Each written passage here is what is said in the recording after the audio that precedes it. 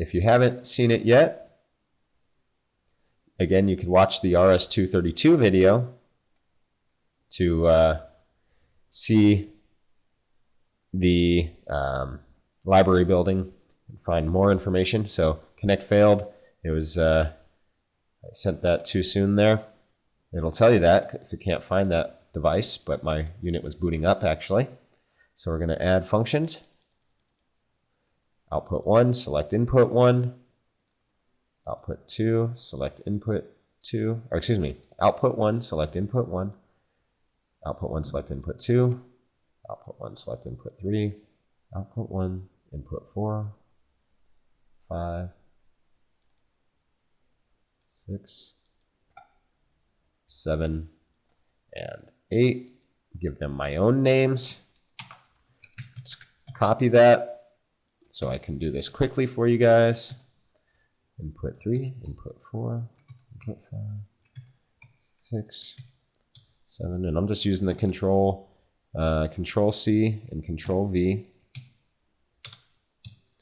The function data is what the command looks like. And remember, we saw it in the owner's document there. SPO XX SIYY. So SPO XX is your output number, SI, and then YY your input number. Here we're doing with output 1, input 1, output 1, input 2, output 1, input 3, output 1, input 4, output 1, input 5, output 1, input 6, output 1, input 7, and output 1, input 8.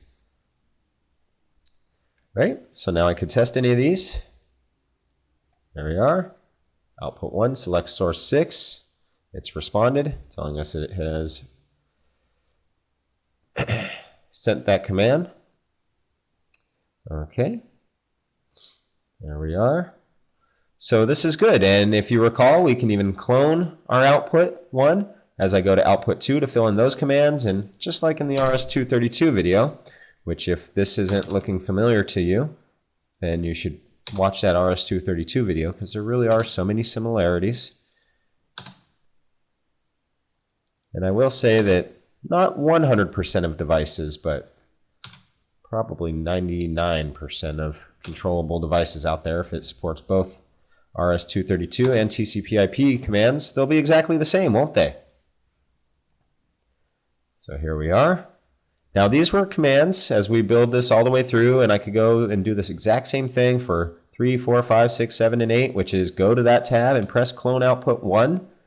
And now I have all the commands in there. So what the best practice is, of course, is to build everything you need in that output 1 first completely before you go building your additional outputs, because when you get to those additional outputs, you'll just press the clone output 1 button and it really saves you a lot of time. So now we've got a full code set, 64 commands, right? 8 by 8, 8 outs, 8 ins. Save that.